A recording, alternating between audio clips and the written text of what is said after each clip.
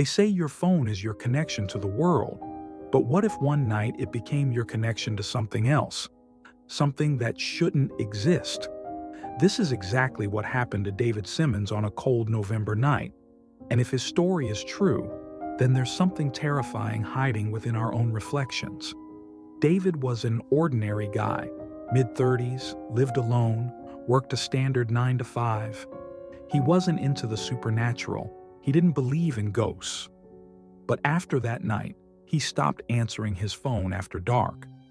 It all started at 2:37 a.m. His phone buzzed on his nightstand. Half asleep, he reached for it. Unknown caller. That was weird. Who calls at this hour? The buzzing stopped.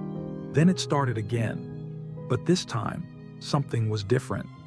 The name on the screen sent a chill down his spine. David Simmons. His own name. His own number. David sat up. His heart pounded. It had to be some kind of glitch, maybe a spoofed call, but then a notification appeared. Voicemail from David Simmons. His hands trembled as he pressed play. At first, it was just static. Then, breathing, shallow, uneven, his own voice. Don't pick up. Whatever you do, don't pick up. And then, silence. David stared at his phone, his own voice warning him not to answer. It had to be a prank. And then it rang again. David Simmons. This time, curiosity won over fear. He answered. "Hello?" he said. Nothing. Then, a whisper. "You shouldn't have done that." And then, he heard it. Not through the phone. Behind him.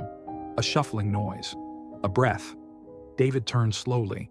His bedroom mirror was right across from his bed. And in the darkness, he saw something move. His reflection. But it wasn't following his movements. It was standing still, watching him.